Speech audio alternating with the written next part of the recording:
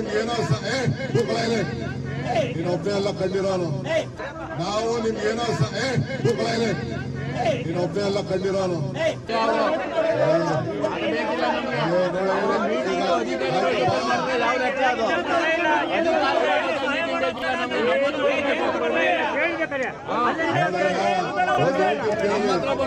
ನೀವು ಧಿಕ್ಕಾರ ಕರಿಬಹುದು ಅಷ್ಟೇ, ಇನ್ನೇನು ಮಾಡೋಕ್ಕಾಗುದಿಲ್ಲ. ನಾವು ನಿಮ್ಗೇನೋ ನೀನು ಒಬ್ಬನೇ ಎಲ್ಲ ಕಂಡಿರೋನು. ಏನ್ ರೈತರ ಪರ ರಾಜಕಾರಣ ಮಾಡಾಗಿ ನೀನು ರಾಜಕಾರಣ ಮಾಡ್ಕೋ, ಯಾರು ಬೇಡ ಅಂತ ನಾನು ಹೇಳ್ತಾ ಇದ್ದೀನಿ ಕೇಳಿ. ಗೌರವ ಕೊಟ್ಟು ಇಲ್ಲಿ ಬಂದು ನಿಂತ್ಕೊಂಡು ಮಾತಾಡ್ತಾ ಇದ್ದೀನಿ. ಈ ಹೆದರಿಕೆಗೆ ಈ ಇದಕ್ಕೆ ನನ್ನ MLA ನೀನು ಅವಮಾನ ಮಾಡಿ ಎದುರುಗಡೆ ಮಾತಾಡಿದ್ರೆ ನಾನು ಇಲ್ಲಿಂದ ಒಯ್ದಾಗ್ತೀನಿ. ನೀವೇನ್ ಬೇಕಾದ್ರೆ ಮಾಡ್ಕೊಂಡು ನಾವೇನೋ ಪಾಪ ಅವರು ನನ್ಗೆ ಗೊತ್ತಿದೆ ಎಷ್ಟು ನನ್ನ ಟೈಮ್ ವೇಸ್ಟ್ ಮಾಡಿಸಿದ್ದಾರೆ, ಎಷ್ಟು ಮಾತಾಡಿದ್ದಾರೆ, ಎಷ್ಟು ನಿಮ್ಗೆ ಅನುಕೂಲ ಆಗ್ಬೇಕು ಅಂತ ಒಬ್ಬ ಶಾಸಕ ಇಟ್ಕೊಂಡು ಸಹಾಯ ಮಾಡೋರು ಅಂತ. ಈಗ ಇವ್ರು ನಿಮ್ ಪರ ಇಲ್ಲ.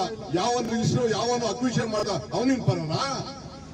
ಯಾರು ಬಿಜೆಪಿ ಗೌರ್ಮೆಂಟ್ ಅಲ್ಲಿ ಇದನ್ನ ದುಡ್ಡು ಕೊಡ್ಸೋದ್ರಲ್ಲ ₹1 ಕೋಟಿ, ಅವ್ನು ನಿಮ್ ಪರನಾ? ಯಾರು ನಿಮ್ ಪರ?